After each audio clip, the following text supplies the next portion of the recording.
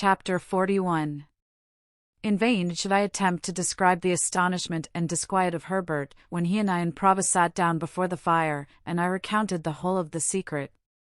Enough, that I saw my own feelings reflected in Herbert's face, and not least among them, my repugnance towards the man who had done so much for me. What would alone have set a division between that man and us, if there had been no other dividing circumstance, was his triumph in my story.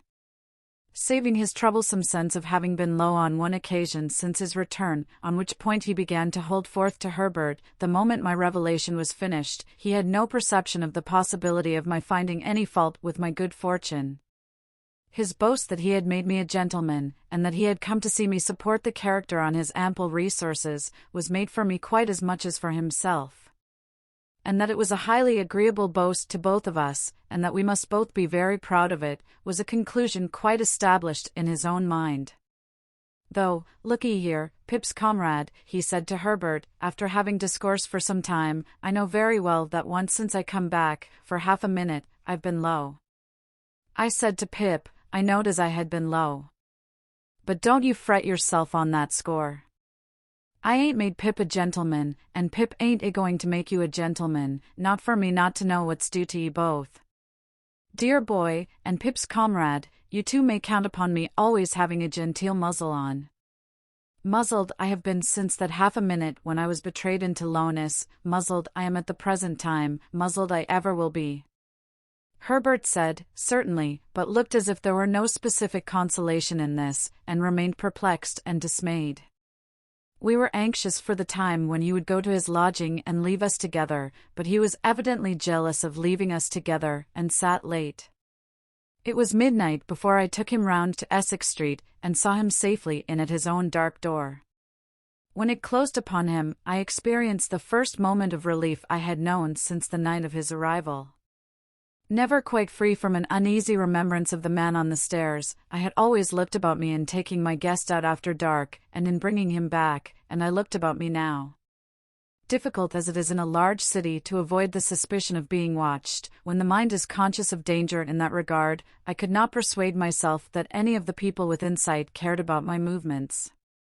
The few who were passing passed on their several ways, and the street was empty when I turned back into the Temple. Nobody had come out at the gate with us, nobody went in at the gate with me. As I crossed by the fountain, I saw his lighted back windows looking bright and quiet, and, when I stood for a few moments in the doorway of the building where I lived, before going up the stairs, Garden Court was as still and lifeless as the staircase was when I ascended it. Herbert received me with open arms, and I had never felt before so blessedly what it is to have a friend. When he had spoken some sound words of sympathy and encouragement, we sat down to consider the question, what was to be done? The chair that Provis had occupied still remaining where it had stood, for he had a baroque way with him of hanging about one spot, in one unsettled manner, and going through one round of observances with his pipe and his negro head and his jackknife and his pack of cards, and what not, as if it were all put down for him on a slate. I say his chair remaining where it had stood, Herbert unconsciously took it, but next moment started out of it, pushed it away, and took another. He had no occasion to say after that he had conceived an aversion for my patron, neither had I occasion to confess my own. We interchanged that confidence without shaping a syllable. "What," said I to Herbert, when he was safe in another chair, "what is to be done?" "My poor dear Handel," he replied, holding his head, "I am too stunned to think." "So was I, Herbert, when the blow first fell.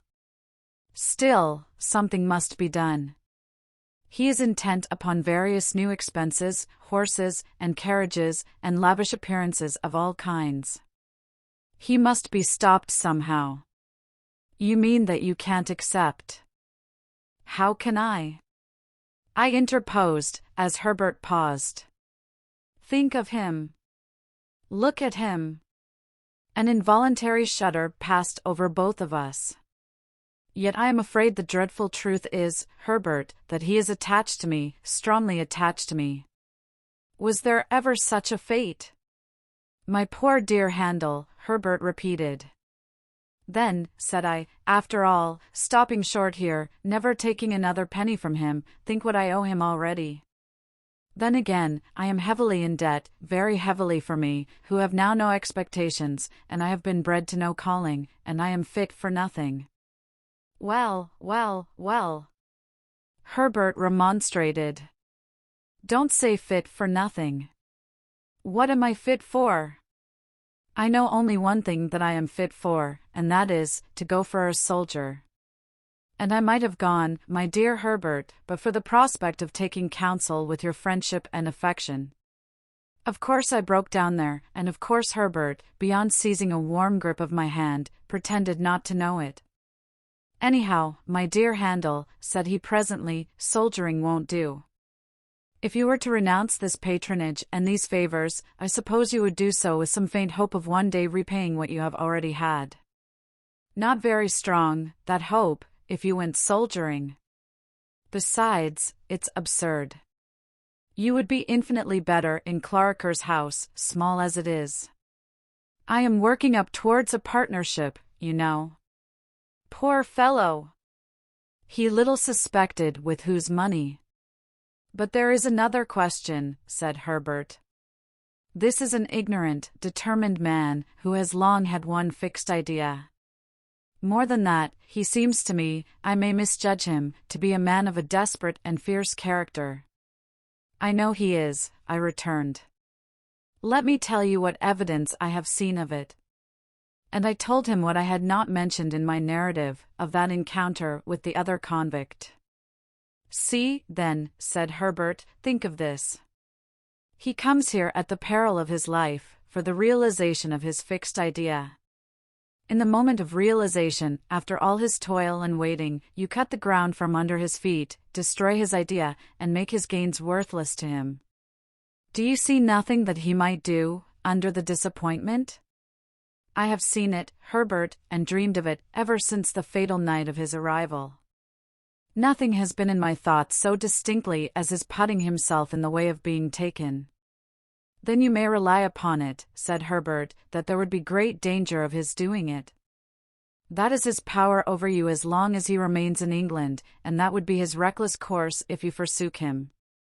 I was so struck by the horror of this idea, which had weighed upon me from the first, and the working out of which would make me regard myself, in some sort, as his murderer, that I could not rest in my chair, but began pacing to and fro.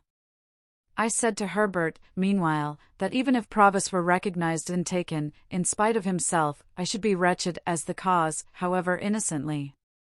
Yes, even though I was so wretched in having him at large and near me, and even though I would far rather have worked at the forge all the days of my life than I would ever have come to this. But there was no staving off the question, what was to be done? The first and the main thing to be done, said Herbert, is to get him out of England. You will have to go with him, and then he may be induced to go. But get him where I will, could I prevent his coming back? My good Handel, is it not obvious that with Newgate in the next street, there must be far greater hazard in your breaking your mind to him and making him reckless, here, than elsewhere? If a pretext to get him away could be made out of that other convict, or out of anything else in his life, now. There, again, said I, stopping before Herbert, with my open hands held out, as if they contained the desperation of the case. I know nothing of his life. It has almost made me mad to sit here of a night and see him before me, so bound up with my fortunes and misfortunes, and yet so unknown to me, except as the miserable wretch who terrified me 2 days in my childhood. Herbert got up, and linked his arm in mine, and we slowly walked to and fro together, studying the carpet. Handel, said Herbert, stopping, you feel convinced that you can take no further benefits from him, do you? Fully.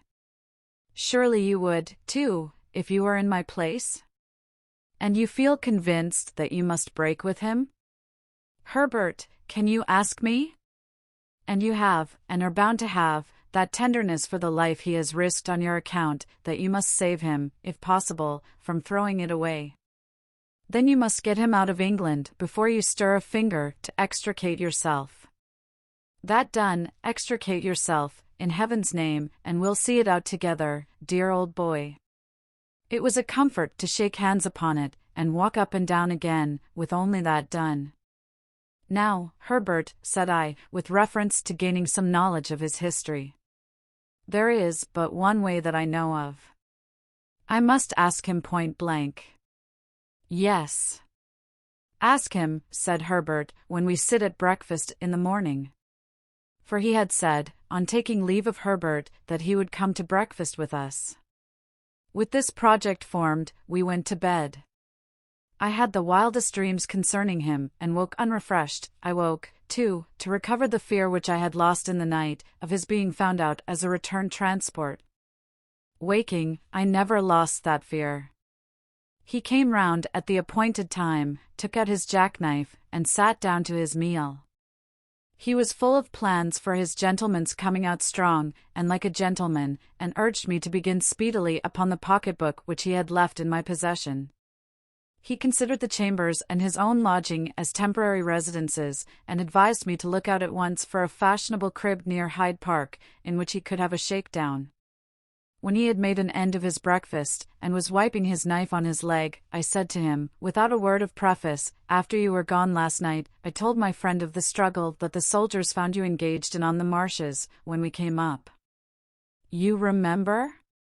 Remember, said he. I think so. We want to know something about that man, and about you.